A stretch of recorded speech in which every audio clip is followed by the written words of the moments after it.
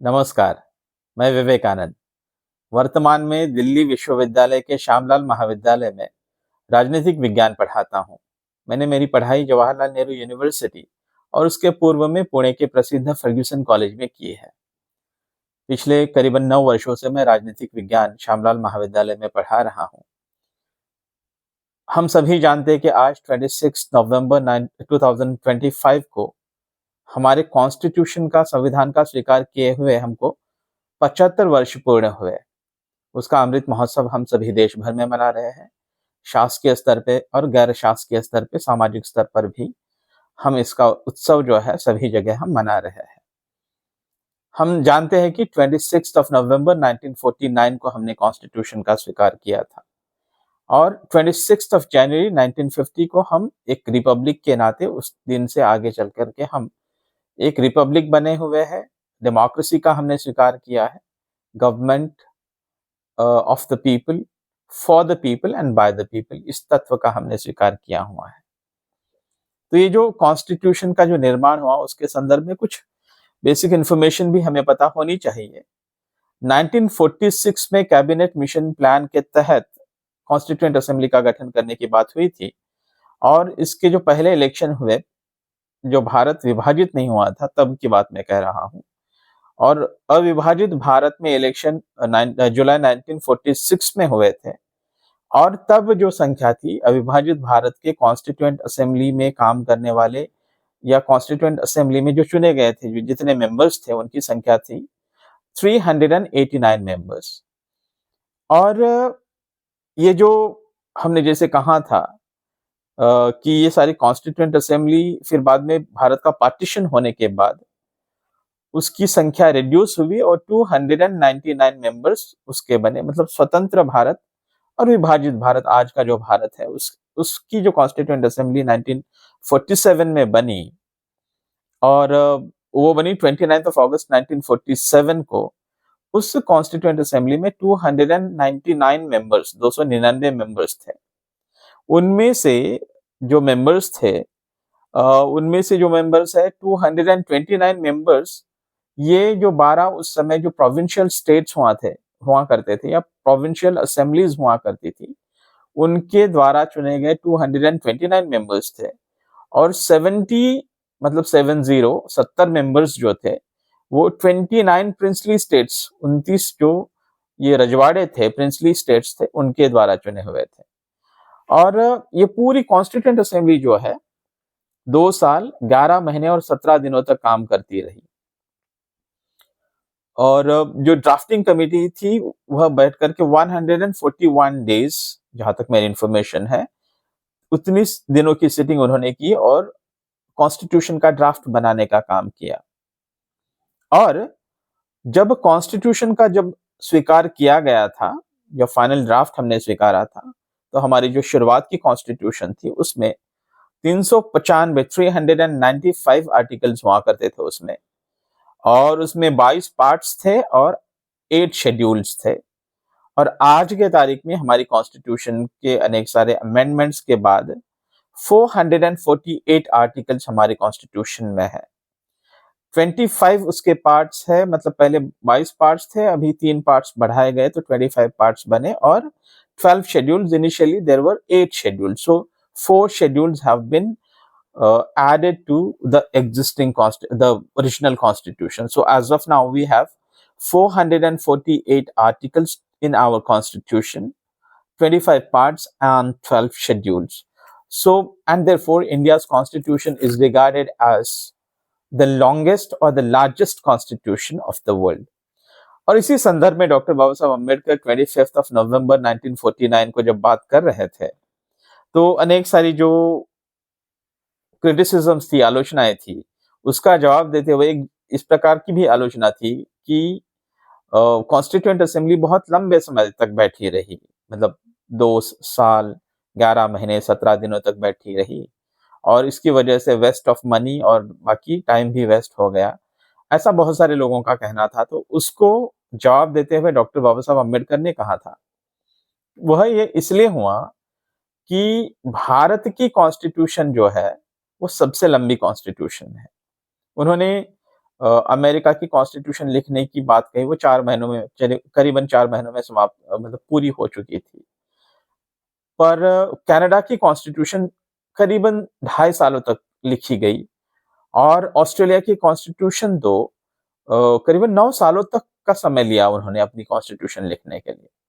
और African constitution बहुत जल्दी समाप्त हो चुकी थी। साल भर के अंदर-अंदर ही अफ्रीका की कॉन्स्टिट्यूशन जो है वो लिख कर समाप्त हो चुकी थी।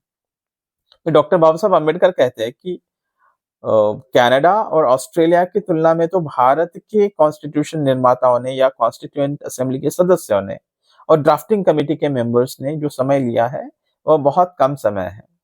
कम समय में जो है कॉन्स्टिट्यूएंट असेंबली का निर्माण हुआ था।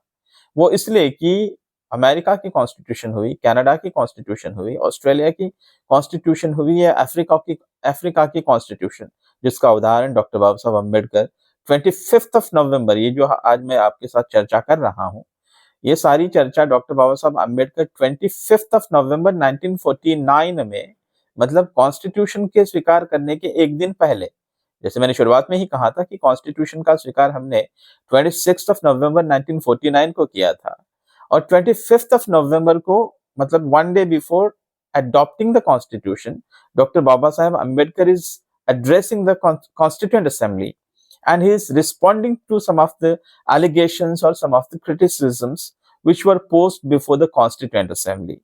तो उन्होंने कहा कि हमने इसलिए ज्यादा समय लिया क्योंकि हमारी कॉन्स्टिट्यूशन सबसे ज्यादा है और उसकी लेंथ और उसका जो साइज है, उसकी तुलना में तो अन्य देशों की कॉन्स्टिट्यूशन बनाने में जितना समय लगा था, उससे बहुत कम समय हमारी कॉन्स्टिट्यूशन को लगा है। इसीलिए उन्होंने कहा कि इस प्रकार की आलोचना की हमने बहुत ज्यादा समय लिया है, ये बहुत ज्यादा मिसप्लेस्ड एलिगेशन है, ऐसा डॉक्टर बाबा साहब अम्बेडकर का कहना है। दूसरी बात, बहुत सारे लोगों का यह भी कहना है कि ये कोई ओरिजिनल कॉन्स्टिट्यूशन नहीं थी। It was taken from the constitution and 1935 का जो गवर्नमेंट ऑफ इंडिया एक्ट है, उसका एक रेप्लिकेशन है और बहुत सारे कॉन्स्टिट्यूशन से यहाँ से ये चीजें उठाकर वहां से ये चीजें उठा करके हमारे कॉन्स्टिट्यूशन में अडॉप्ट किया गया था, ऐसे जो एलिगेशंस थे, उसका जवाब देते हुए डॉक्टर बाबा साहब अम्बेडकर ने कहा कि there is nothing wrong to be ashamed of in borrowing from others constitution. दूसरे देशों के कॉन्स्टिट्यूशन से कुछ अच्छी चीजें लेने के लिए हमें कोई शर्म नहीं महसूस होनी चाहिए। और वैसे भी भारतीय दर्शन में हमने हमेशा कहा आणो भद्रा, कि let the knowledge come from all sides. दुनिया के सभी जगह से जो उत्तम, उदात्त और उन्नत नॉलेज है, ज्ञान है, उसे स्वीकारने के लिए हम हमेशा तैयार थे। सो उन्होंने कहा कि हमने इन कॉन्स्टिट्यूशन से लिया होगा, कि बहुत सारे तत्वों को हमने लिया होगा, लेकिन जहां आवश्यकता है वहां पर हमने इनोवेट करने की कोशिश की, उसका सुधारना किया हमने। और we also adopt borrowed institutions to Indian conditions. जो कॉन्स्टिट्यूशन में हमने जो बाहर से कुछ तत्वों का जो स्वीकार किया था, वो जस के तस हमने स्वीकार नहीं किया था, बल्कि उन तत्वों को हमारे भारतीय परिप्रेक्ष्य में, भारतीय सामाजिक जो परिप्रेक्ष्य है, सोशल मिलियो है, उसमें किस प्रकार से अडॉप्ट किया जा सकता है, उसको किस प्रकार से ढाला जा सकता है, इसके बारे में भी चर्चा कॉन्स्टिट्यूएंट असेंबली के मेंबर्स ने की। और जो भी चर्चाएं कॉन्स्टिट्यूएंट असेंबली में हुई थी, उन चर्चाओं को मूर्त रूप देने का काम ड्राफ्टिंग कमेटी के सदस्यों ने किया। एक बात महत्वपूर्ण बात है जो मैं कहना चाहूंगा, और बीच में इस बात को लेकर के दोनों भी साइड के लोगों के बीच में एक प्रकार का द्वंद्व, विचारों का द्वंद्व निर्माण हुआ था, और वह यह था कि डॉक्टर बाबा साहब अम्बेडकर के मानने वाले लोगों ने कहा कि BN राव ने कॉन्स्टिट्यूशन, मतलब अब भारत में एक ऐसा सामाजिक तबका है कि डॉक्टर बाबा साहब अम्बेडकर जिस परिवेश से आए थे और जो प्रावधान उन्होंने किए, और उन्होंने खुद ने भी कहा कि मैं जब कॉन्स्टिट्यूएंट असेंबली में आया था तो कोई बड़ा ध्येय मेरे सामने नहीं था, मुझे लगा था कि कॉन्स्टिट्यूएंट असेंबली में जा रहा हूं तो ये अच्छी बात है कि शेड्यूल्ड कास्ट के इंटरेस्ट को मैं प्रोटेक्ट करने के लिए कोशिश करूंगा। लेकिन जब मुझे ड्राफ्टिंग कमेटी का मेंबर बनाया गया, मैं आश्चर्य से भर गया, और उससे बड़ा आश्चर्य तब हुआ कि जब मुझे ड्राफ्टिंग कमेटी का चेयरमैन बनाया गया। तो उनकी भी बहुत ज्यादा अपेक्षाएं नहीं थी, क्योंकि उनको हराने के लिए उनको जिस प्रकार से कोशिशें की गई थी कि कॉन्स्टिट्यूएंट असेंबली पर वो ना आए, इसके उदाहरण भी हमारे सामने है ही। पर एक प्रकार का सामाजिक तबका आज भी भारतीय समाज में बसता है कि जो मानता है कि डॉक्टर बाबा साहब अम्बेडकर जो डिप्रेस्ड क्लास से आए थे और डिप्रेस्ड क्लास के लिए वो खड़े रहे, उनके उत्थान के लिए खड़े रहे, इसलिए उनके प्रति एक प्रकार की असूया, उनके प्रति एक प्रकार की जेलसी, द्वेष, हेट्रेड कुछ लोगों के मन में है। तो वो उन्होंने कहना शुरू कर दिया कि कॉन्स्टिट्यूशन तो डॉक्टर बाबा साहब अम्बेडकर ने नहीं लिखी, कॉन्स्टिट्यूशन बी.एन. राव ने लिखी, या फिर आलादी कृष्ण स्वामी अय्यर ने लिखी, या कृष्णमाचार्य ने लिखी। डॉक्टर बाबा साहब अम्बेडकर का रोल कुछ नहीं था। ये बिल्कुल गलत बात है। Doctor Baba Saheb Ambedkar drafting committee के चेयरमैन थे और ड्राफ्टिंग चेयरमैन होने के नाते उन्होंने खूब ज्यादा प्रयास किए हैं। पर डॉक्टर बाबा साहब अम्बेडकर स्वयं ने स्वीकार किया है कि मैंने इस कॉन्स्टिट्यूशन को लिखने में जो भी प्रयास किए होंगे, उससे उतने ही प्रयास या उससे ज्यादा प्रयास उन्होंने कहा कि बी.एन. राव ने किए हैं। बी.एन. राव को भी वो श्रेय देते हैं, अलादी कृष्णमाचार्य को देते हैं, अलादी कृष्णा स्वामी अय्यर को देते हैं, कृष्णमाचार्य को देते हैं, और बाकी सारे कॉन्स्टिट्यूएंट असेंबली के सारे सदस्यों को देते हैं। और डॉक्टर बाबा साहब अम्बेडकर की विनम्रता देखिए उस कॉन्स्टिट्यूएंट असेंबली में, मेरे से भी बहुत ज्यादा प्रतिभाशाली लोग इस कॉन्स्टिट्यूएंट असेंबली में थे और जिनका योगदान अत्यंत महत्वपूर्ण रहा है, इस बात का वो स्वीकार कर रहे हैं। लेकिन डॉक्टर बाबा साहब अम्बेडकर को मानने वाले लोगों का जो गुस्सा है इस बात को लेकर कि डॉक्टर बाबा साहब अम्बेडकर ने कॉन्स्टिट्यूशन नहीं लिखी, बल्कि बी.एन. राव ने लिखी, इस प्रकार का जो एक अनर्गल अनर्गल प्रलाप था, उसका जवाब देते हुए उन्होंने कहा कि बी.एन. राव तो एक क्लार्क थे, उनके लिए चाय वगैरह बनाने का काम करते थे। अब इन लोगों को कौन कहे कि बी.एन. राव बहुत ही ज्यादा पढ़े लिखे और कॉन्स्टिट्यूशन के अभ्यासक थे, और उनकी भूमिका भी अत्यंत महत्वपूर्ण रही थी इस कॉन्स्टिट्यूशन के ड्राफ्ट को बनाने में। वो कॉन्स्टिट्यूएंट असेंबली के एडवाइजर थे कॉन्स्टिट्यूशन लिखने को लेकर के। अब वो कोई चाय बनाने वाले या क्लार्क नहीं थे। तो इस प्रकार से ये जो द्वेष और द्वंद्व दोनों भी अ, सामाजिक तबकों के बीच में हमारे महान लोगों को लेकर के, और उन्होंने जो भी हमारे समाज की, राष्ट्र की एक दूरगामी विचार को लेकर के, मतलब वो राष्ट्र कैसे आगे बढ़े, कैसे शाश्वत राष्ट्र बने, कैसे लोकतांत्रिक आधार पर वह राष्ट्र खड़ा हो, इन बातों को लेकर के उनके जो भी योगदान है, उन योगदानों को छोटा करने के लिए जो दोनों भी साइड के लोग और मूर्ख हैं, उनकी सोच ही इतनी घटिया किस्म की सोच है कि उन लोगों से इससे ज्यादा अपेक्षा भी हम नहीं कर सकते हैं। खैर, वो हमारे चर्चा का विषय नहीं है, लेकिन मुझे लगा कि इस बात की ओर मुझे इंगित करना चाहिए। ऐसी मूर्खता कम से कम मुझे सुनने वाले प्राथमिकता से मेरे विद्यार्थी होंगे और मेरे कुछ मित्र होंगे और कुछ युवा साथी भी होंगे कि पहली बार मुझे सुनेंगे। तो मुझे लगता है कि इस प्रकार के एक एक्सट्रीम थॉट्स को लेकर के चलने की हमें आवश्यकता नहीं है। हमें द्वंद्वात्मक विचारों को लेकर के चलने की आवश्यकता नहीं है, बल्कि हमें सभी में एक तत्व है और सभी में एकम सत्विप्रहा बहुधा वदंती, कि सब में कुछ अच्छा है। आनो भद्रा कृण्वन्तो विश्वम आर्यम, इन तत्वों को लेकर चलने वाले हम लोग हैं कि let the knowledge come from all sides and there is good in everybody, और उस गुडनेस को ढूंढने के प्रयास करने की आवश्यकता है। अगर आज भी कोई इस बात को लेकर के चल रहा है कि क्योंकि मैंने जन्म तथाकथित उच्च उच्च जाति में लिया है, इसलिए मेरा अधिकार है, सारे संसाधनों पर मेरा ही कब्जा होना चाहिए, मुझे ही बड़े पदों पर होना चाहिए, जितनी भी क्रीम वाली पोजीशन है वो मुझे मिलनी चाहिए, और समाज के जो तथाकथित निचले तबके से जाने वाले लोग, जिनको doctor Baba Saheb Ambedkar depressed classes कहते थे, उन लोगों में कोई क्षमता नहीं होती है, तो उन्हें सिर्फ शारीरिक परिश्रम के काम करना चाहिए।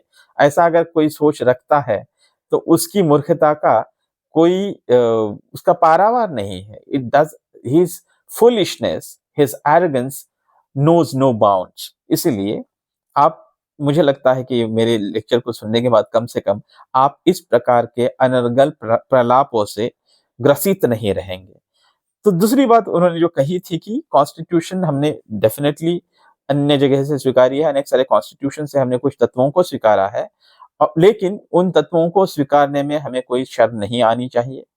लेकिन उन्होंने कहा कि जहां हमारी सामाजिक परिस्थितियां है और वह वहां पर वह तत्व जहां-जहां लागू हो सकते उन्हें उसी प्रकार से लागू करने के प्रयास हमने करे हैं। जस के तस उन तत्वों को हमारे सामाजिक परिप्रेक्ष्य में ला करके हमने लागू नहीं किया। आगे चल करके उन्होंने उस अ, उस 25th ऑफ नवंबर 1949 के स्पीच में उन्होंने ये जो स्पीच कर रहे थे, तो वो जो कॉन्स्टिट्यूशन का फाइनल ड्राफ्ट मतलब जो हम कॉन्स्टिट्यूशन अडॉप्ट करने जा रहे थे, उनके डिफेंस में या उसकी एक प्रकार से जो सफाई जो है या उसकी एक प्रकार का जो प्रेजेंटेशन है कॉन्स्टिट्यूएंट असेंबली के सामने दे रहे हैं। और उन्होंने क्योंकि हमारे कॉन्स्टिट्यूशन में हमने पार्लियामेंट्री डेमोक्रेटिक सिस्टम को अपनाया और उन्होंने कहा कि ये पार्लियामेंट्री डेमोक्रेटिक सिस्टम ही ऐसी एक सिस्टम है कि जहां पर the daily assessment of responsibility is both continuous and ongoing. Parliamentary democracy में ही जवाबदेही नियमितता से और सततता से ये चलने वाली प्रक्रिया है। It's both continuous and ongoing process only in parliamentary democracy, and therefore the parliamentary democracy is what the constituent assembly thought was fitting to the Indian social milieu or Indian political milieu that existed that time. और उन्होंने कहा कि भारत की constitution बहुत ज्यादा rigid भी नहीं है, बहुत ज्यादा लचीली भी नहीं है, इसके मध्य को स्वीकारने वाली है। तो उन्होंने कहा कि इन सब चीजों को हमने कॉन्स्टिट्यूएंट असेंबली में हमने स्वीकारा हुआ है, इसलिए हमने पार्लियामेंट्री फॉर्म ऑफ डेमोक्रेसी को हमने स्वीकारा हुआ है। आगे चल करके उन्होंने कहा कि भारत की जो विविधता है और उसके लिए जो है भारत की विविधता को बरकरार बनाए रखने के लिए, भारत की डाइवर्सिटी को बनाए रखने के लिए हमारा रिस्पॉन्सिबल गवर्नमेंट का होना अत्यावश्यक है, अकाउंटेबल गवर्नमेंट का होना अत्यावश्यक है और वह अकाउंटेबल गवर्नमेंट केवल पार्लियामेंट्री फॉर्म ऑफ डेमोक्रेसी जो होती है उसी में संभव है। इसलिए कॉन्स्टिट्यूशन ने पार्लियामेंट्री फॉर्म ऑफ डेमोक्रेसी का स्वीकार किया। अब उन्होंने आगे चल करके जो फेडरल सिस्टम है भारत की, ये जो संघ राज्य व्यवस्था की, जहां पर ये जो गवर्निंग प्रिंसिपल्स है, एक तो केंद्र सेंट्रल गवर्नमेंट और सेंटर एंड स्टेट्स मतलब कॉन्स्टिट्यूएंट स्टेट्स जो है, as of now we have a central government and then we have 28 states. इनके बीच में विभाजित जो राजनीतिक व्यवस्था है उसे फेडरल स्ट्रक्चर कहा गया है, जिसको हमने टू एन एक्सटेंट कनाडा और यूनाइटेड स्टेट्स ऑफ अमेरिका से हमने उसका स्वीकार किया हुआ है। पर हमारे फेडरल स्ट्रक्चर को लेकर के बहुत सारे लोगों का कहना है कि it's not a fully federal structure but it's a quasi federal structure, मतलब अर्ध संघीय व्यवस्था है, ये पूर्ण संघीय व्यवस्था नहीं है, पूर्णतः संघ राज्य वाली व्यवस्था नहीं है। It's not total fully federal structure but it's a quasi federal structure. और इस स्ट्रक्चर में जो है जो केंद्र है वो बहुत ज्यादा मजबूत है और राज्यों को जो है खूब एक प्रिंसिपालिटीज के तौर पर बहुत ही कम स्थान दिया गया है। इस प्रकार की एक आलोचना थी। डॉक्टर बाबा साहब अम्बेडकर कहते हैं कि ये आलोचना इतनी ज्यादा महत्वपूर्ण नहीं है। हम भी जानते हैं कि एक तो सेंट्रल लिस्ट है जिसमें केवल सेंट्रल कानून बना सकता है, एक स्टेट लिस्ट है जिसमें केवल स्टेट्स कानून बना सकते हैं। They are very independent in making laws for themselves as per their own conditions, social political and economic conditions. And then उसके बीच में एक कॉन्करेंट लिस्ट है जिसमें दोनों भी लॉज बना सकते हैं। पर इन सभी चीजों में अगर हम देखें तो राज्य जो है उनको कभी कभी मतलब जैसे कॉन्करेंट लिस्ट में सेंटर और स्टेट दोनों भी अगर कानून बनाते हैं एक ही विषय को लेकर, तब सेंटर का कानून जो है वो प्रिवेल करेगा स्टेट के कानून पर। यह बात हुई, या आर्टिकल 352 हुआ या आर्टिकल 356 हुआ, ये जो प्रावधान है इन प्रावधानों की वजह से होता यूं है कि जो राष्ट्रपति शासन लगाने की बात हुई या फिर इमरजेंसी के समय में राज्यों के पूरे अधिकार जो है वो केंद्र के पास आ जाते हैं। इस प्रकार के प्रावधान जो कॉन्स्टिट्यूशन में है उससे ये जरूर प्रतीत होता है कि हमारी जो फेडरल स्ट्रक्चर है वह it is tilted towards the centre, the more powers have been given to the centre and the states are have to be satisfied with some of the less powers. पर doctor Baba Saheb Ambedkar कहते हैं कि जिस प्रकार से अभी हमें स्वतंत्रता प्राप्त हुई है और इन परिस्थितियों में हम अमेरिका जैसे एक प्रगत राष्ट्र की तरह से हम फेडरल स्ट्रक्चर का स्वीकार नहीं कर सकते। और ये सब कहते हुए उन्होंने अत्यंत महत्वपूर्ण बातें कही कि हमारे यहाँ पर ये कोई पहली बार नहीं कि हम लोकतांत्रिक व्यवस्था बनने जा रहे हैं। हम सदियों पहले हम लोकतांत्रिक व्यवस्थाएं थी। हमारे यहाँ पर सभा और समिति की कल्पना थी। उन्होंने कहा, डॉक्टर बाबा साहब अम्बेडकर कहते हैं कि हमें इस बात को ध्यान में रखना होगा कि हमारे यहाँ पर जो आज मॉडर्न डे डेमोक्रेटिक प्रोसीजर्स को फॉलो जो किया जाता है, जिन तत्वों का पालन किया जाता है, उन तत्वों का पालन हमारे प्राचीन समय में जो भी व्यवस्थाएं थी, उन राज्य व्यवस्थाओं में थी। उन्होंने बौद्ध भिक्षु संघों का उदाहरण देते हुए उन्होंने कहा कि उन्होंने सारे जो मॉडर्न डे पार्लियामेंट्री प्रोसीजर्स है, उन्होंने कहा है उसमें उनके स्पीच में, they had rules regarding sitting arrangements, rules regarding motions, then resolutions, quorums, whip, counting of votes, voting by ballot, censure motion, regularization, res, judicata, etc. All such methods and procedures, democratic procedures which are followed in the modern time, they were being followed in the ancient times in Indian social system or political systems. और बौद्ध भिक्षु संघों का उदाहरण देते हुए उन्होंने कहा कि इन तत्वों का पालन बौद्ध भिक्षु संघों में होता था और बौद्ध भिक्षु संघों ने शायद हो सकता है कि इन तत्वों का उन्होंने खुद ने उसका इन्वेंशन नहीं किया था, उनको खुद ने ढूंढ नहीं निकाला था, बल्कि इस प्रकार की प्रोसीजर्स अन्य राज्यों में हुआ करती होंगी। उन्होंने ये भी कहा कि जहां राजा महत्वपूर्ण हुआ करता था, लेकिन एब्सोल्यूट मोनार्की कहीं नहीं थी, कहीं कहीं तो केवल नॉमिनल मोनार्की थी। इनफैक्ट एक डेमोक्रेटिक फॉर्म ऑफ गवर्नमेंट ही वहां पर चलता था। पर ये सब होते हुए भी, और एक हमें पता भी है कि विलियम डॉलरिम्पल की अभी जो किताब आई है, द गोल्डन रोड, इस प्रकार की उस किताब का नाम है, और उन्होंने कहा कि, और उसके पहले भी एंगस मैडिसन और उनकी किताब जो brief history of the world economics, ऐसा कुछ है, world economic history of the world economy, ऐसा कुछ किताब का नाम है, एंगस मैडिसन। और एक इंडियन स्कॉलर है, उनका सरनेम कुछ अय्यर है शायद, उन्होंने वो लिखा है। उन्होंने प्रमाण सहित, और डॉलरिम्पल ने भी गोल्डन रोड नाम की जो किताब लिखी, इन दोनों भी किताबों में और अन्य सारी इस प्रकार की किताबें हमको दिखाई पड़ती है कि भारत मतलब 7वीं 8वीं सदी तक या 10वीं सदी तक विश्व की सबसे बड़ी अर्थव्यवस्था थी। और कुछ प्रमाण देते हुए उन्होंने कहा है कि India alone shared 35% I suppose the world's GDP. और इस्लाम का आक्रमण होने के बावजूद 16वीं 17वीं सदी तक जो है भारत की जो भागीदारी थी वैश्विक अर्थव्यवस्था में, वो 23%, और India was the second largest GDP sharing country, whereas in China was the first। तो इस प्रकार के भारत की अगर परिस्थिति रही होगी, तो भारत एक सशक्त राष्ट्र तो रहा है। ये सशक्त राष्ट्र होने के बावजूद भी भारत पर जो आक्रमण हुए और भारत को डिफीट किया गया, भारत की पराजय हुई, या भारत के बड़े भूभाग पर परकियों ने अपनी सत्ता स्थापित की, उसके भी कुछ कारण हैं।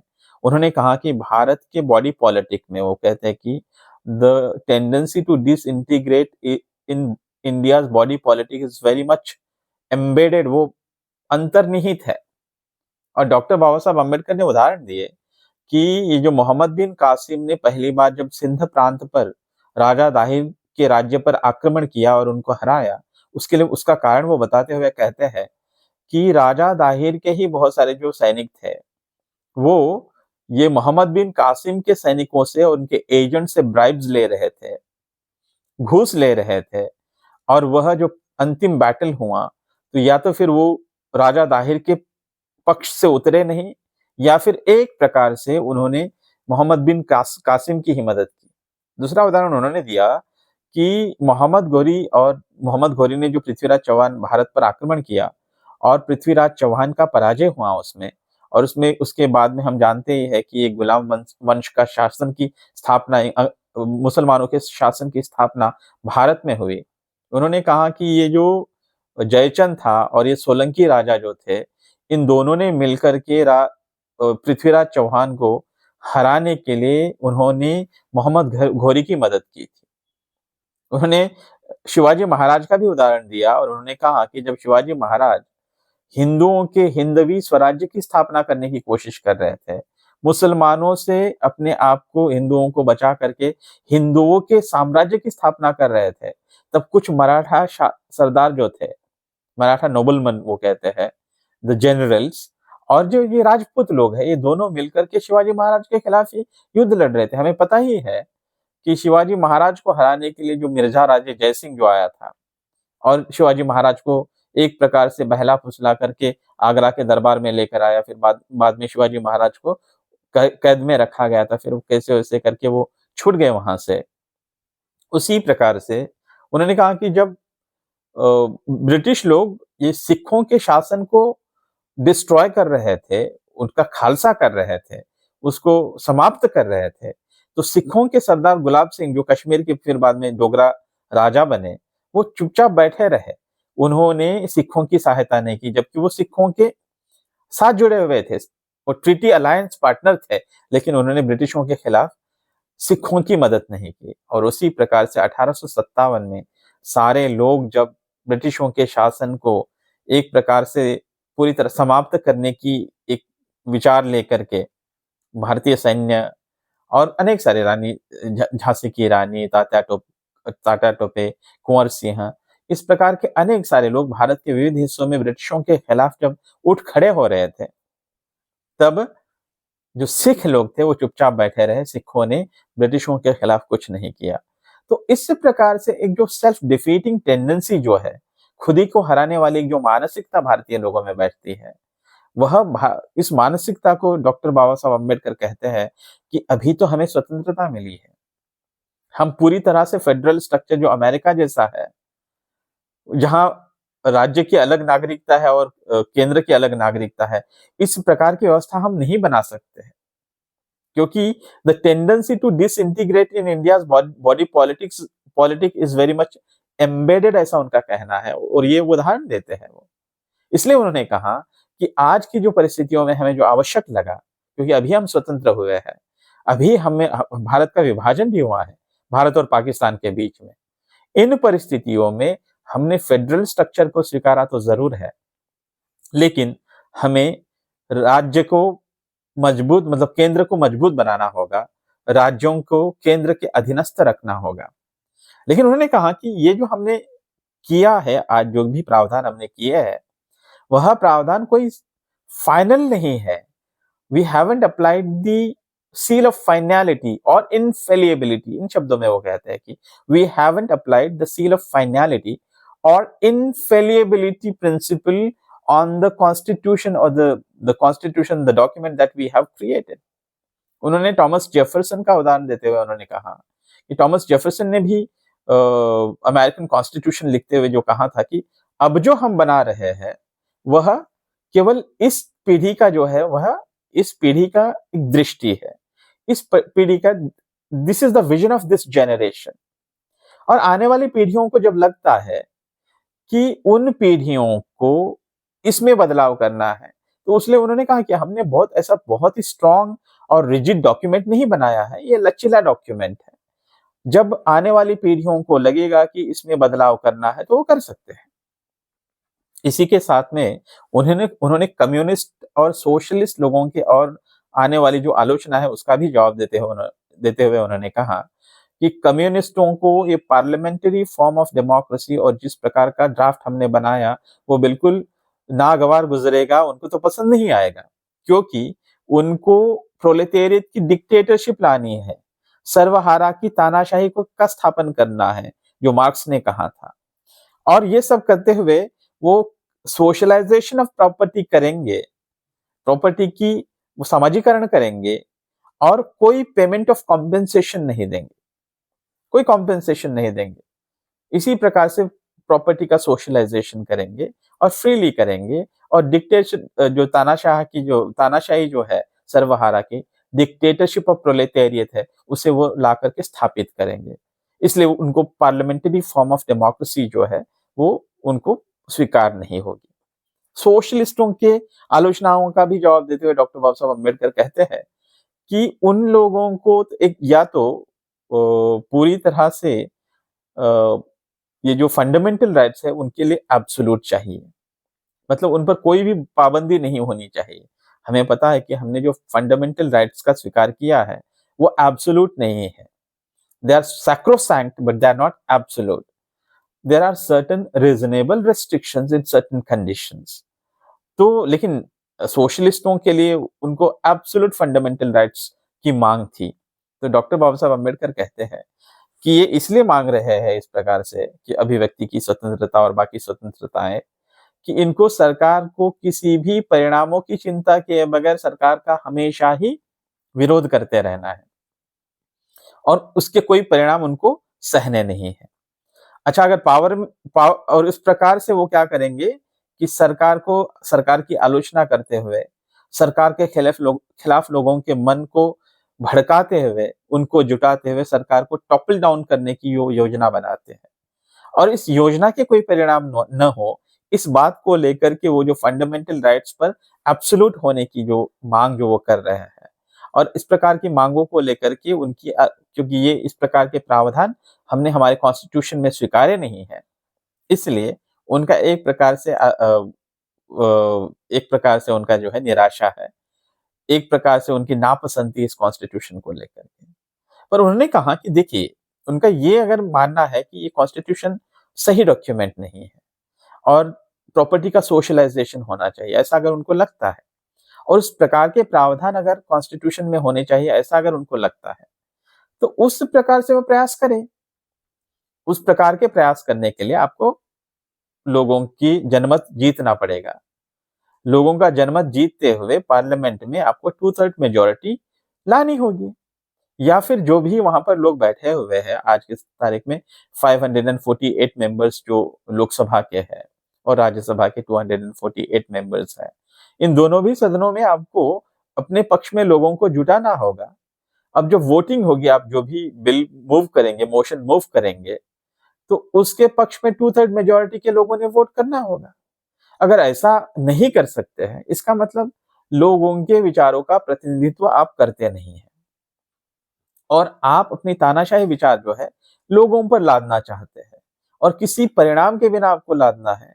इस प्रकार की अनफिटर्ड जो फ्रीडम है, उस प्रकार का फ्रीडम तो इंडियन कॉन्स्टिट्यूशन नहीं देगी, ये उनका कहना है। इस प्रकार से उन्होंने कम्युनिस्टों का और सोशलिस्ट लोगों का भी एक प्रकार से उनकी जो आलोचना है उसका भी जवाब देते हैं। और मैंने कहा ही है कि ये कॉन्स्टिट्यूशन, उन्होंने कहा कि अगर इस प्रकार की सुधारणाएं करनी है तो उसके लिए आपको 2/3 मेजॉरिटी लानी होगी। ये हमारी जनरेशन का विचार है। आने वाली जनरेशंस को अगर लगता है कि इसमें सुधारणाओं की आवश्यकता है तो वो कर सकते हैं, उसके लिए उनको 2/3 मेजॉरिटी लानी होगी। लोगों में जाना होगा, लोगों को समझाना होगा और जनमत संग्रह करना होगा और उस मेजॉरिटी के साथ लोकसभा और राज्यसभा में जाना होगा। अगर नहीं जा सकते हो तो फिर कॉन्स्टिट्यूशन में बदलाव आप नहीं कर सकते हो। तो इस प्रकार से उनकी आलोचनाओं का डॉक्टर बाबा साहब अम्बेडकर जवाब देते हैं। फिर डॉक्टर बाबा साहब अम्बेडकर ने फंडामेंटल राइट्स और डायरेक्टिव प्रिंसिपल्स को अत्यंत महत्व दिया है। उन्होंने कहा एक जगह, if I was asked, speech में उन्होंने कहा, if I was asked to name any particular article in this constitution as the most important, I could refer to none except this, the directive principles of state policy. उन्होंने कहा fundamental rights आवश्यक है, महत्वपूर्ण है, उनका पूरी तरह से वो जस्टिफिएबल भी है, लेकिन उन्होंने कहा कि मुझे सबसे महत्वपूर्ण क्या बात लगती है कॉन्स्टिट्यूशन में, तो वो directive principles of state policy. हम जानते ही है कि directive principles of state policy क्यों क्रिएट किए गए हैं, एक कल्याणकारी वेलफेयर स्टेट बनाने के नाम पर। The directive principles push government beyond mere political democracy to and they want the government to become a social democracy. ये महत्वपूर्ण बात उन्होंने बात कही है कि फंडामेंटल राइट्स अपने आप में सफिशिएंट नहीं होंगे जब तक directive principles, though they are not justiciable in the sense वो कंपलसरी सरकार पर नहीं था। कंपलसरी क्यों नहीं है? क्योंकि वो उस समय नहीं हुआ, क्योंकि उस समय की हमारी आर्थिक, सामाजिक, राजनीतिक और जो भी हमारे अंतरराष्ट्रीय स्तर पर हमारी जो भी एक कीमत थी, हमारी जो वैल्यू थी, वह बहुत ज्यादा नहीं थी। And we could not have stood as a nation, and we could not have given everything to everybody with whatever minimum resources we were left with. By the time British left India, India was one of the poorest and impoverished country in the world. Whereas when they came, India was the second richest country in the world. they इसमें शशि थरूर का उन्होंने कहा, उनकी जो किताब है the empire, उनकी किताब का नाम मुझे एग्जैक्टली याद नहीं आ रहा है, लेकिन किस प्रकार से ब्रिटिश एम्पायर ने भारत की लूट की, उस किताब का बहुत ही सिस्टमैटिक जवाब जो है उस किताब में उन्होंने दिया हुआ है। और साथ ही में आप यूट्यूब कभी सुनोगे तो ऑक्सफोर्ड यूनियन में उनका जो स्पीच है वह बिल्कुल, that is one of the extraordinary speeches of Shashi Tharoor I have heard. और उन्होंने उसमें कैसे वो लोग चोर थे, लुटेरे थे, और वो जो लंदन का म्यूजियम है उन्होंने कहते कि वो इंटरनेशनल चोर बाजार है। इस प्रकार से उन्होंने उनके ही घर में जाकर ऑक्सफोर्ड यूनिवर्सिटी में जाके उनका एक जवाब दिया था उन्होंने। वो किताब हमें जरूर पढ़नी चाहिए, एम्पायर ऐसी कुछ नाम की किताब है, आप एक बार सर्च करेंगे गूगल में तो Shashi Tharoor's book critiquing British empire, तो you will get the name of that book. And also you can listen to his speech at the Oxford Union, wherein he exposes the British Empire, how British Empire looted things and the wealth and resources from across the world, particularly India.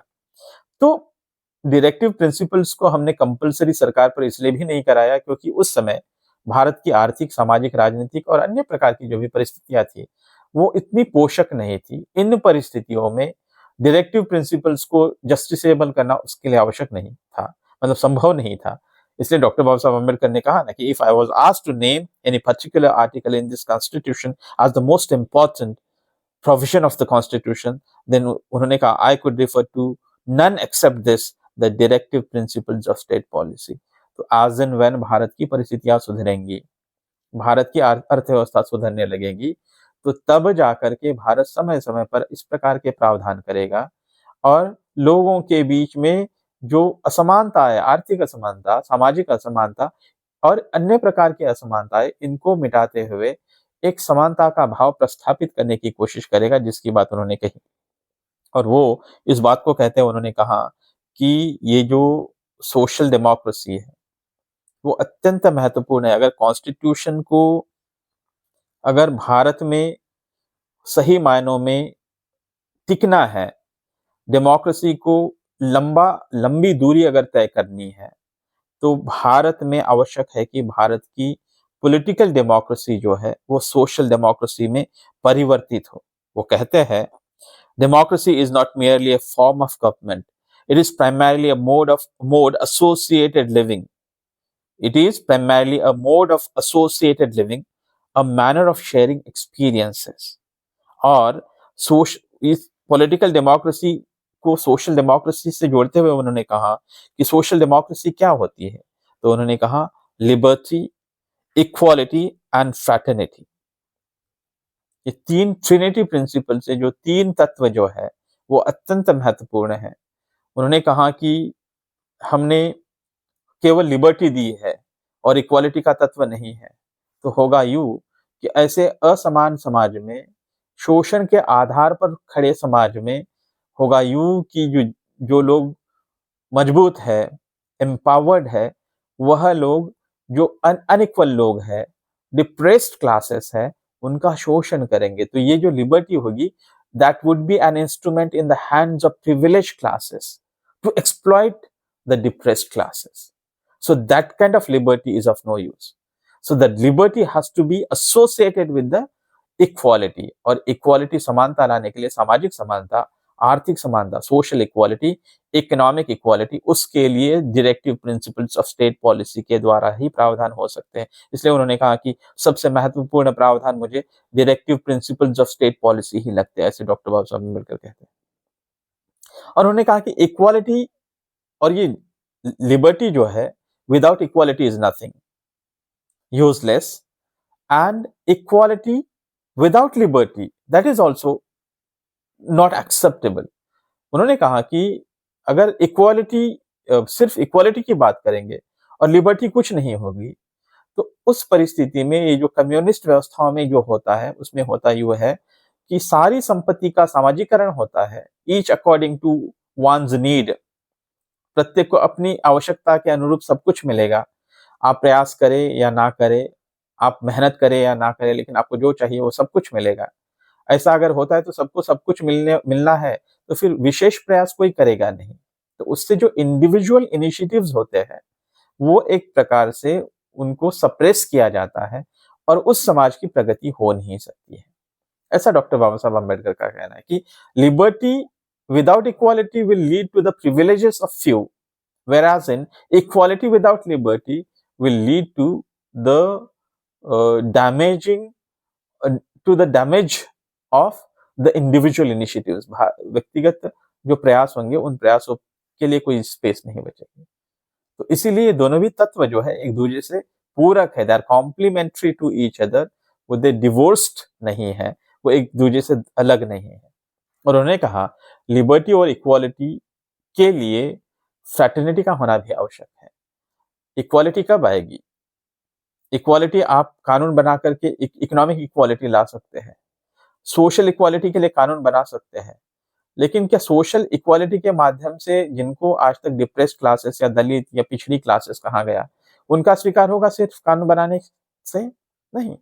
जब तक हम में वो परिवर्तन नहीं आएगा कि हम भारत में रहने वाले सभी लोग एक हैं, वो कहते हैं ना कि जो भाई भटके बिछड़े हाथ पकड़ ले साथ चले, भोजन कपड़ा घर की सुविधा, शिक्षा सबको सुलभ रहे।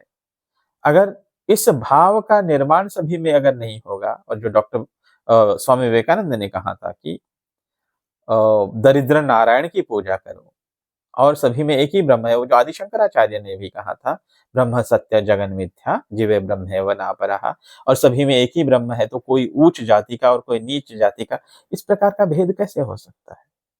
ब्रह्म एक ही है। जो तथाकथित उच्च जाति के लोगों में भी वही ब्रह्म है, और नीच जाति के लोगों में तथाकथित नीच जाति, मतलब नीच तो कुछ होता नहीं है, लेकिन ये जो इस प्रकार की व्यवस्था जो बन गई थी, और अभी भी कुछ जाहिलों को इस प्रकार से आज भी लगता है, ऐसी परिस्थिति में अगर हम सच में ही वेदांत दर्शन का पालन करते हैं और अन्य भी भारत के षड दर्शन, और जो हम जो नास्तिक दर्शनों में बुद्ध दर्शन या जैन दर्शन, इन दर्शनों में भी अगर हम देखें तो हम यही तत्व पाते हैं।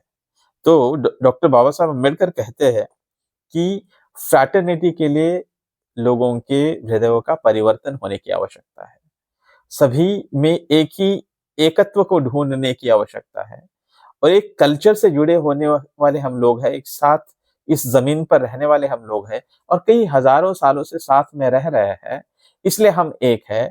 और वह इसलिए हम एक दूसरे से जो एकत्व, एकता का नाता है, बंधुत्व का नाता है, फ्रैटर्नल फीलिंग है, वह फीलिंग का होना आवश्यक है। क्योंकि आप लिबर्टी एंड इक्वालिटी से संबंधित कुछ प्रावधान कर सकते हैं, लेकिन बंधुत्व बढ़ना चाहिए। मैं किसी को अपना मानना चाहिए, वो हृदय परिवर्तन करने के लिए कानून तो नहीं बन सकते। उसके लिए मेरा आध्यात्मिक परिवर्तन होना होगा, सामाजिक परिवर्तन होना होगा, तभी हम में वो फ्रैटर्निटी का भाव आ सकता है। ऐसा डॉक्टर बाबा साहब अम्बेडकर का कहना है। इसलिए वो ये जो 3 प्रिंसिपल्स है, liberty, equality and fraternity, these 3 principles are of utmost importance to Dr. Baba Saheb Ambedkar, and therefore he talks about transforming the political democracy into social democracy, and social democracy based on the principles of liberty, equality and fraternity। उन्होंने कहा कि political democracy का कोई मतलब नहीं बनेगा, हमने इस तत्व का स्वीकार किया, one man one vote and one vote one value, पर वन मैन वन वैल्यू इस तत्व का जब तक धरातल पर चरितार्थ नहीं होगा, हम जब तक उसको रियलाइज नहीं करेंगे, one man one value. Vote का वैल्यू तो सभी में होगा। हम जानते ही है कि वोट के लिए किस प्रकार से आजकल सरकारें पैसे बांट रही है, किस प्रकार के दारू का बांटना और किस प्रकार के कदाचारों का, मतलब जिस प्रकार की जो मॉल प्रैक्टिसेस है उसका एक प्रकार से एक अंबार सा लग जाता है। वास्तव में क्या वन मैन वन वोट को जीतने के लिए वो सारे प्रयास किए जाते हैं, लेकिन अगले 5 सालों में वास्तव में ये लोग उनके लिए प्रयास करेंगे? मुझे नहीं लगता है। वो कौन सी भी पार्टी हो। और आज के समय में हम जिस प्रकार का समाज बनते जा रहे हैं, जिस प्रकार की राजनीतिक व्यवस्था बनते जा रहे हैं, उसमें वन मैन वन वैल्यू का भाव हमसे दूर हटता जाता हुआ दिखाई देता है। इसलिए कि राजनीति में कौन राजनीति में उतर रहा है? जिसके पास खूब पैसे है। प्रधानमंत्री नरेंद्र मोदी जैसे एक आध उदाहरण है ना। ऐसे कितने लोग हैं जो अत्यंत दलित पिछड़े समाज से आए हुए लोग, economically depressed classes, socially depressed classes, जो अच्छे पढ़े लिखे हैं, जिनमें नैतिकता है, जिनमें मूल्यों के प्रति उनकी आस्था है, ऐसे लोगों को राजनीति में आगे किया जाता है। और राजनीति में ऐसा नहीं है कि केवल लोगों तक पहुंचना होता है, लोगों का मन जीतना होता है। ऐसा कैसे जीतोगे जब इतना सारा पैसा बांटा जा रहा है, जब इतनी सारी जो मीडिया एजेंसीज खरीदी जा रही है, और ये सोशल मीडिया और इन सब चीजों में दिनों दिन कई करोड़ों में जो ये सब प्रचार तंत्र चलने लगता है, तो सामान्य व्यक्ति इतना खर्चा कर ही नहीं सकता है, लोगों तक पहुंच ही नहीं सकता है। और इसीलिए one man one vote one value, इसलिए पॉलिटिकल डेमोक्रेसी आ जाएगी ऐसा हम मानते हैं। लेकिन मुझे तो लगता है कि पॉलिटिकल डेमोक्रेसी भी नहीं है हमारे यहाँ पर, या उस डेमोक्रेसी को चरितार्थ करने में हम अभी भी एक असफल समाज है, असफल राष्ट्र है। जब तक वन मैन वन वैल्यू का स्वीकार नहीं होगा, और ये पॉलिटिकल डेमोक्रेसी जब तक सोशल डेमोक्रेसी में परिवर्तित नहीं होगी, और सोशल डेमोक्रेसी में तभी परिवर्तित होगी जब depressed classes, economically and socially depressed classes के लोग समाज के अनेक जो क्षेत्र है उनके अत्यंत महत्वपूर्ण स्थानों पर जाकर विराजमान नहीं होंगे। उसमें परिवर्तन करने की, वो जो कहते हैं ना कि God give us man a time like this demands strong man through faith and ready hand. Strong, मजबूत लोग, जिनकी श्रद्धा आस्था अडिग है, मजबूत लोग, रेडी हैंड, जो मदद करने के लिए, काम करने के लिए तत्पर है। ऐसे लोगों की आवश्यकता समाज में है। ऐसे लोग जो depressed, economically socially depressed classes से आकर के अच्छी जगह पर बैठेंगे, उसके लिए हम अगर हमारे समाज के नाते हम प्रयास नहीं करेंगे, तो वास्तव में ये पॉलिटिकल डेमोक्रेसी सोशल डेमोक्रेसी में ट्रांसफॉर्म नहीं होगी। ये केवल कुछ धनाढ्य वाले लोग जो है, आज हम जानते हैं कि भारत के 1% लोगों के पास, मैं कोई रिपोर्ट में सुन रहा था कि 40% इतनी संपत्ति उनके हाथ में कॉन्सेंट्रेटेड है, जबकि भारत के बहुत एक बड़ा तबका है, उनको 2 समय की आवश्यकताओं की पूर्ति के लिए जद्दोजहद करनी पड़ रही है। ऐसा एक असमान निर्माण समाज, असमानता के आधारित पर जो समाज बना है, वास्तव में उसमें सोशल डेमोक्रेसी आ चुकी है। हम जब आज 75th अमृत महोत्सव, जो जिसे कहा हमने कॉन्स्टिट्यूशन का, स्वीकार कर रहे हैं, इस कॉन्स्टिट्यूशन के अमृत महोत्सव का स्वीकार करते हुए या उसका सेलिब्रेशन करते हुए, बाकी तो हम खूब ढोल बजाएंगे, खूब पीठ अपनी थपथपाएंगे, लेकिन क्या वास्तव में उस प्रकार का समाज हम बने हुए हैं, या उस प्रकार का समाज बनने की दिशा में प्रयास हो रहे हैं? आज भी हम देखें तो हमारे समाज के हर क्षेत्र में इतना ज्यादा भ्रष्टाचार फैला हुआ है। सरकारें कोई भी हो, व्यवस्थाएं वही है, केवल भ्रष्टाचार करने वालों की एक जमात को दूसरे जमात ने वहां पर रिप्लेसमेंट हुआ है उस जमात का। क्या समाज में वास्तव में परिवर्तन हुआ है? इसलिए वो एक गीत है कि अ, अ, हो गए हैं स्वप्न सब, साकार कैसे मान ले हम, टल गया सर से व्यथा का, भार कैसे मान ले। और ये जो देश सारा घेर रहा है दैन्य के घन बादलों से, देश सारा घेर रहा है दैन्य के घन बादलों से, घिर रही है प्रिय मातृभूमि, चतुर दिक सब अरिदलों से। इस अमा के तिमिर को अरुणिमा क्या मान ले हम, टल गया सर से व्यथा का, भार कैसे मान ले हम। ये जो भारत को स्वतंत्रता मिली और ये स्वतंत्रता के 75 वर्ष तो हमने 2021 में ही मनाए। अब 2025 में हमने इस संविधान का स्वीकार हुआ, उसका हम पूरा ढोल बजा रहे हैं, पीठ थपथपा रहे हैं। एक ऐसे समाज का निर्माण हुआ, ऐसी एक अपनी खुद को शाबाशी दे रहे हैं। क्या वास्तव में इस प्रकार का स्वतंत्रता प्राप्त हुई है?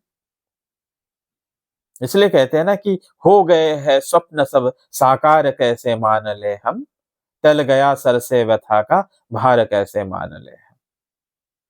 व्यथा नहीं टली हुई है। इसीलिए डॉक्टर बाबा साहेब अम्बेडकर आज जैसा समय चलता जा रहा है, आगे समय का चक्र आगे चलता जा रहा है, यह एक भारत के महान विचारक है, एक महान नेता है, जो अधिक प्रासंगिक बनते जाते हुए दिखाई देते हैं हमको।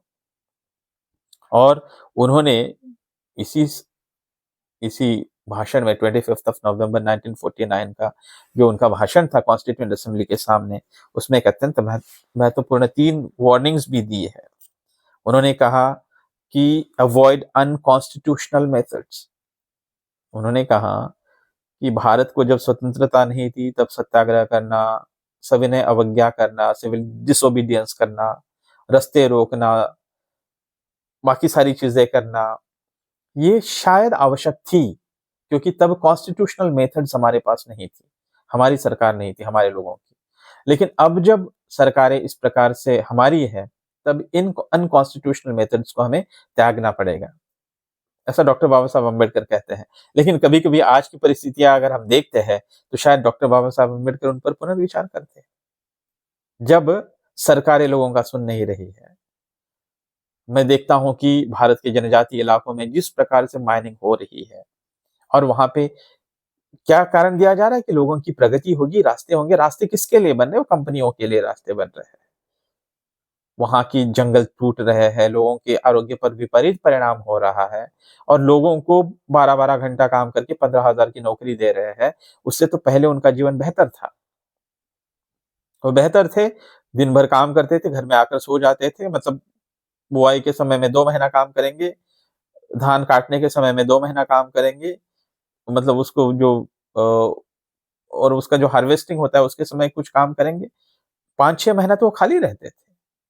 जंगल में घूमते थे, लोगों में मिलते थे, आस-पड़ोस के लोगों के पास जाते थे। ये माइनिंग में काम करने वाले लोगों को सिर्फ संडे को छुट्टी रहेगी? साल भर में काम करना है, 12 घंटा काम करवाओगे आप उन लोगों से और 15,000 रुपया दोगे। क्या उनकी कोई मूल्यात्मक, गुणात्मक जिसे कहते हैं क्वालिटेटिव डिफरेंस आ गया क्या उनके जीवन में? तो फिर किस प्रकार के आर्थिक विकास की बात कर रहे हो? किसके आर्थिक विकास की बात कर रहे हो? या माइनिंग कंपनीज़ की, या उनसे जुड़े हुए कुछ राजनीतिक लोगों की? इसके बारे में हमें हम कॉन्स्टिट्यूशन, हम डेमोक्रेसी इतने सारे 75 साल हो गए, उसके बारे में हमें सोचना ही पड़ेगा। लेकिन इनके बावजूद भी अनकॉन्स्टिट्यूशनल मेथड्स, मतलब रेवोल्यूशनरी मेथड्स का कोई स्थान हमारे यहाँ पर नहीं है। जो भी परिवर्तन होगा, वो समाज के माध्यम से ही परिवर्तन होना चाहिए। वो लोकतांत्रिक प्रक्रियाओं के माध्यम से ही होना चाहिए, ऐसा मुझे भी लगता है। और डॉक्टर बाबा साहब अम्बेडकर का तो इस बात को लेकर के दृढ़ विश्वास था। उन्होंने दूसरी बात कही, इसी बारे में उन्होंने कहा कि सत्याग्रह और बाकी ये सारी जो चीज़ें हैं, सविनय अवज्ञा वगैरह, सिविल डिसोबीडियंस, सत्याग्रह और इस प्रकार की जो चीज़ें होती हैं, उन्होंने उसको द ग्रामर ऑफ अनार्की कहा। दूसरी बात, जो दूसरी वार्निंग हमारे कॉन्स्टिट्यूशन को लेकर के हमारे समाज के, राष्ट्र के लोगों के सामने वो प्रस्तुत करते हैं, वो है कि किसी एक नेता को इतना बड़ा लीडर मत मानिए, इतना बड़ा ईश्वर की जगह पे उसको मत रखिए। ये हीरो वर्शिप मत करिए। उससे होगा यूँ कि आप उसके प्रति भक्ति भाव से इतने विभोर हो जाओगे कि जो वास्तवता है, उसको भी आप स्वीकार नहीं कर पाओगे। और जब विश्वास जब टूटेगा तो टूटेगा फिर।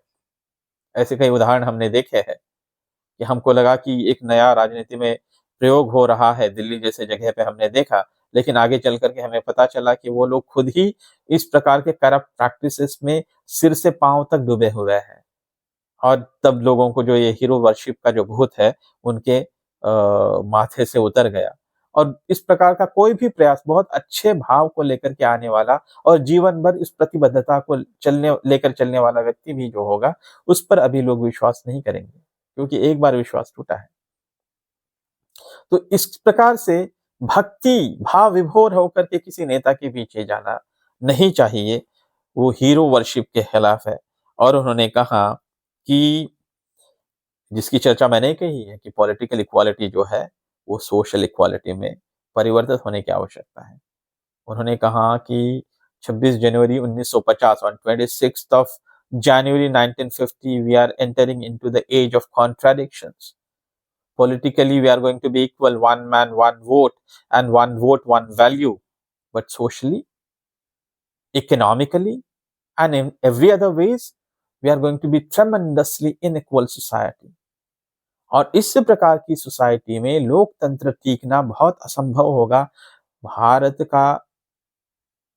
भारत के साथ जितने राज्य स्वतंत्र हुए, उन सभी देशों में, उन सभी भूभागों में आप देखेंगे प्रायः या तो वहां पर तानाशाही आ गई या फिर मिलिट्री का शासन आया। भारत में भी इस बहुत कोई सकारात्मक और बहुत ही ज्यादा भयंकर ऐसा कुछ हुआ, ऐसा मुझे नहीं लगता है। लेकिन भारतीय समाज का स्वभाव ही मध्यम मार्ग को लेकर चलने वाला समाज है। ये बिल्कुल एक्सट्रीम वायलेंस या एक्सट्रीम पीस, ये दोनों भी चीजों पर शायद भारतीय समाज ज्यादा समय तक वहां पर जाकर बैठता नहीं है। इसलिए भारत में जैसे माओइस्ट जैसी जो आंदोलन है, जो अनकॉन्स्टिट्यूशनल मूवमेंट्स थी, ये आंदोलन चल नहीं पाए, वो चल नहीं पाएंगे। अब तो वो तो जो मूवमेंट है वो तो पूरे समाप्त होने के कगार पर ही है। पर ये सोशल डेमोक्रेसी में परिवर्तन, सोशल इक्वालिटी लाने के लिए उन्होंने कास्ट ऑपरेशन को नकारने की बात कही, इकोनॉमिक डिस्पैरिटी को कम करने की बात कही और सोशल जस्टिस पर उन्होंने जोर दिया। ये सारी चीजें उन्होंने कही और उन्होंने जो है कॉन्स्टिट्यूशनल मोरालिटी पर स्पीच में जोर दिया। और उनके पूरे विचार के पूरे आभा मंडल में ही ये सारे विचार थे कि उन्होंने कहा कि constitutional morality is a prerequisite for democratic survival. मतलब कॉन्स्टिट्यूशनल मोरालिटी का मतलब क्या हुआ? कॉन्स्टिट्यूशनल मोरालिटी का मतलब हुआ adherence to procedures, the constitutional procedures, respect for institution, संस्थाओं के प्रति सम्मान, tolerance of opposition and loyalty to democratic values. जो इंस्टीट्यूशन है, जैसे आजकल जो लोग इलेक्शंस में जीत नहीं पाते, वो फिर पूरी ये जो इलेक्शन कमीशन ऑफ इंडिया है उसी पर एक अस्पर्शंस कास्ट करना शुरू कर देते हैं, उसी को गाली गलौज करना शुरू कर देते हैं। उसी की जो प्रामाणिकता है उस पर सवाल उठाना शुरू कर देते हैं।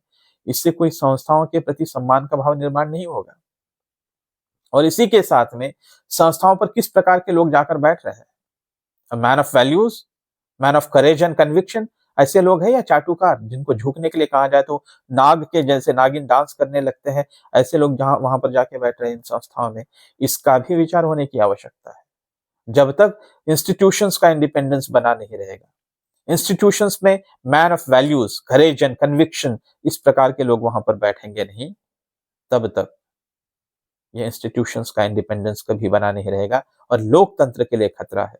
और एक सोशल इक्वालिटी, इकोनॉमिक इक्वालिटी जो है वो लाने में ये संस्थाएं पूरी तरह से विफल होंगी, क्योंकि वहां पर man of courage, conviction, man, great man, strong man, true faith जिनका है, रेडी हैंड्स है, the man whom the lust of office does not kill, men whom the spoils of office cannot buy, इस प्रकार के लोग जो है जहां पर नहीं बैठेंगे, सब चाटुकार निम्न प्रकार के लोग जब बैठेंगे इन संस्थाओं में, तो वो संस्थाएं वैसे भी डूबने लगेंगी। इसलिए डॉक्टर बाबा साहब अम्बेडकर का जो कॉन्स्टिट्यूशनल मोरालिटी की जब बात कर रहे हैं, so is very much in favor of adhering to the procedures, respecting the independence of institutions. People should respect the institutions, and people, not only people, but those who are in power, they should also respect the institutions.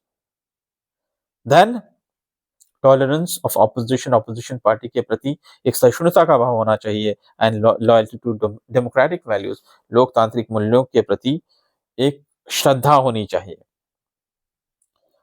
और इसलिए वो कहते हैं अंत में speech के, how ever a good constitution में B, it is sure to turn out bad because those who are called to work it happen to be a bad lot. However, a bad constitution may be, however a bad constitution may be, it may turn out to be good because those who are called to work it happen to be a good lot.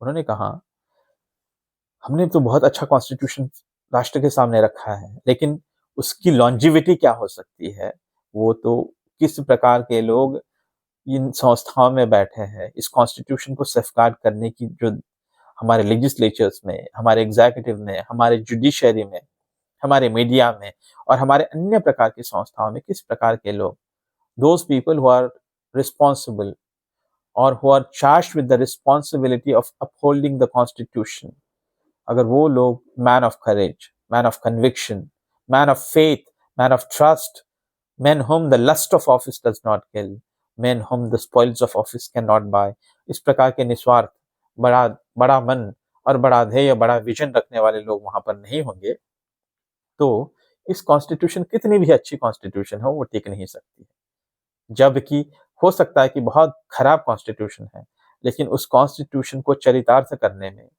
उस समाज में सकारात्मक परिवर्तन लाने के लिए प्रतिबद्ध लोगों का अगर जमावड़ा है उस राष्ट्र के पास, उस समाज के पास, तो बहुत बुरी कॉन्स्टिट्यूशन भी एक अच्छा कॉन्स्टिट्यूशनल डॉक्यूमेंट साबित हो सकती है। अंततः इस लोगों पर निर्भर करता है। मुझे लगता है जब हम 75 ईयर्स ऑफ इंडिया कॉन्स्टिट्यूशन मना रहे हैं, उसको सेलिब्रेट कर रहे हैं, definitely it's an achievement, it's a great achievement. We are democracy still, that's a great achievement, and we are going to remain a democratic society. But despite of all this, what is important is we need to understand that the democracy gets in certain responsibilities, not only to the people sitting in power, but also to the people who are the part of the entire society, who are part of, you know, the democracy को अंतिमतः क्या कहा है? Rule of the people, for the people and by the people. जब तक वो rule of the people नहीं होगा, केवल by the people रहेगा, तो ऐसा नहीं होगा कि very few people, उनका ही rule अगर चलता रहेगा, तो डेमोक्रेसी पूरे लोगों की नहीं बनेगी। और वह डेमोक्रेसी फिर वो डेमोक्रेसी नाम के लिए चलती रहेगी। समाज में अनेक प्रकार के वोल्केनिक, एक प्रकार के जो ये जो असंतोष है, वो वोल्केनो की तरह खदकता रहेगा और वो कभी भी उफान लेकर के वो फट सकता है। और हम जानते हैं कि वोल्केनिक इरप्शंस कितने भयावह होते हैं।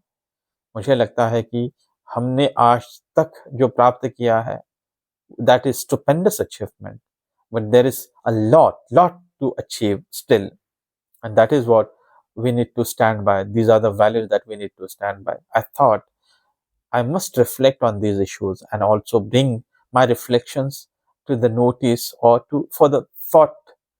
You know, I, I thought my reflections must be produced, must be presented, at least to the coming generations, younger generations, who can reflect on these issues, who can think about what society are we becoming?